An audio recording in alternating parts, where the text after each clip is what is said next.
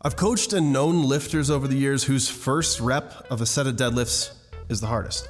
Now you'd think the first rep of a set should be the easiest and the smoothest rep. However, in the case of the deadlift, there are certainly exceptions to that rule. If this is an issue you're dealing with in your training, today's video is going to be my attempt at explaining it and presenting some options to help you solve it. Because especially if you're a powerlifter, we only get the first rep. Hold on. Now, before we go down the rabbit hole of my complex explanations and mechanistic reasons why this might be happening, and I present you with the solutions, I realize I'm making a bit of an assumption. And my assumption here is that you're not doing touch and go deadlifts, that you're not bouncing the bar between reps. If you are doing touch and go deadlifts and your first rep of your set is the hardest, stop it. Fully reset the bar between reps, stop doing touch and go deadlifts, and watch your deadlift go up. Now back to the video. Let's take a look at the reasons that this might be happening. As best I can tell, two come to mind. The first reason would be that your start position on rep 1 is worse and different.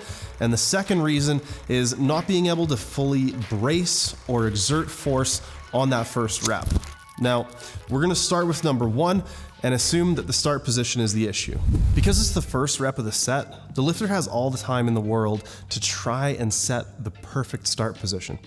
However, sometimes this leads the athlete to overthink and then over-wedge themselves. And what I mean by over-wedge is that the lifter is setting their hips too low, they're setting their torso too upright, and due to that, ending up with their shoulder blade and too much of the mass of their body behind the bar. Now, when we try to start a pull from this position, we're actually working against ourselves. We're pulling back because of the line of pull to the shoulder blades, but we're pulling back through our shins, which is gonna make the lift drastically more difficult. We also don't get nearly as much posterior chain involvement when we're overly pulled into the bar like this, and it leads to a very squatty deadlift. Now, if you're sitting there wondering, that might be me, but how the heck am I gonna know? Well, let me take you through how you would diagnose this.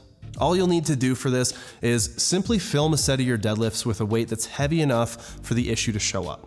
You're gonna wanna film it straight on from a side angle and try to get a freeze frame of exactly when you start the deadlift. Now, a more advanced trick here would be use some sort of pen tool on your monitor to mark the shoulder blades and your hip and knee positions in your first rep, and then let it play through to the second rep and see if things line up with the reference points. If you don't have a pen tool and you don't want to go through all that work, you should be able to just look at the screenshots and see if there's a noticeable difference between the two starting points. So if you can notice that your start position is definitely different from first to subsequent reps, then here's what you can do. Firstly, I would say the skills method.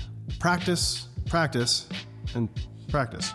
Play around with tension and sensation in your hips, your hamstrings, your quads, and your feet, and try to recreate that better position that you're in from reps 2 and onwards. Think about what it feels like to be in that position and practice getting into it frequently. Now, if you want, you can practice pulling into tension every time you go to the gym. Just put a little bit of weight on the bar, enough that you can pull some tension and slack out, and pull yourself into that position over and over again. You can do sets of this, and you don't even have to actually do the deadlift part. It's more important that we practice the position. Now, the other way to address this is going to be through programming. You want to choose exercises that are going to allow you a better opportunity to go through the start position and the earlier phase of the lift more often. Here's a few of my personal recommendations. My first recommendation is going to be the paused deadlift. You're going to initiate the lift as normal, taking special care to make sure you have a good start position. You're going to pause the bar about 1 inch off the floor, hold for a 1 or 2 count, and then go through to completion of the lift. My second recommendation is going to be the double or triple start deadlift. So you're going to, again, pay very close attention to your start position, but you're going to initiate the lift, bring the bar to the knees, set it back down. Initiate the lift again and go through to completion. That would be a double start deadlift. And for the triple start, you're going to do the false start, pulling the bar to your knees twice before your full rep. And my final recommendation is the tempo eccentric deadlift. Now, I will give a caveat that this is probably going to work better for a conventional puller than a sumo puller, But for those who struggle with start position, setting the bar down slowly from the top is gonna help you find a really good start position where you set the bar down to. Take note of your positioning as the bar reaches the floor, and that's probably gonna be a really good start position. If you check your start positions and you don't see a notable difference, then you're probably running into this issue as a result of our reason number 2, which is not producing enough tension or exerting enough force on the first rep of your deadlift. So in order to explain this, I'm gonna get a bit theoretical. Now, bear in mind that this is all just my own conjecture, so take it with a grain of salt. There's this thing called Henneman's size principle, and it states that motor neurons are recruited in order of size, from smallest to largest. And the way this relates back to the topic at hand is that I think those lifters who struggle with that first rep and then are performing better on subsequent reps, I think they're struggling with a timely recruitment of the muscles and the motor neurons responsible for bracing and responsible for moving the larger muscles that take care of the range of motion of the deadlift. So regardless of whether my pseudoscience explanation as to why makes any sense, I think there's a very real world and practical solution that can help you work on this if it's nothing other than motor recruitment. So my solution to this problem is a specific one. If you want to get better at the first rep of a set, make more of your sets all first reps. The way you're going to do this is by using something called a full stop or a full reset deadlift. So let me demonstrate. Let's say I have a triple to do here.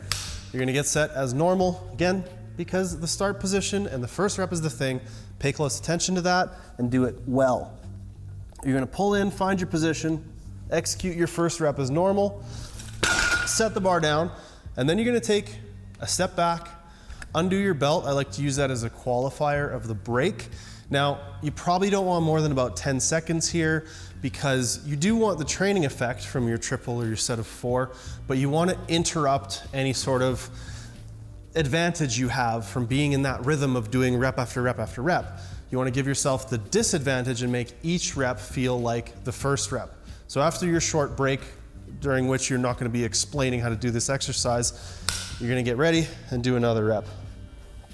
Pull in, execute the rep, set the bar down, step back, rest, there we go. And the final rep. So there you go, a triple, but with full resets. So every rep feels like the first rep. Train the specific qualities you're looking for, and I think that could help somebody who's struggling with the first rep more than subsequent reps in the deadlift. Real quick, bonus content. Throughout the course of this video, I was actually working on this specific problem with a number of my clients.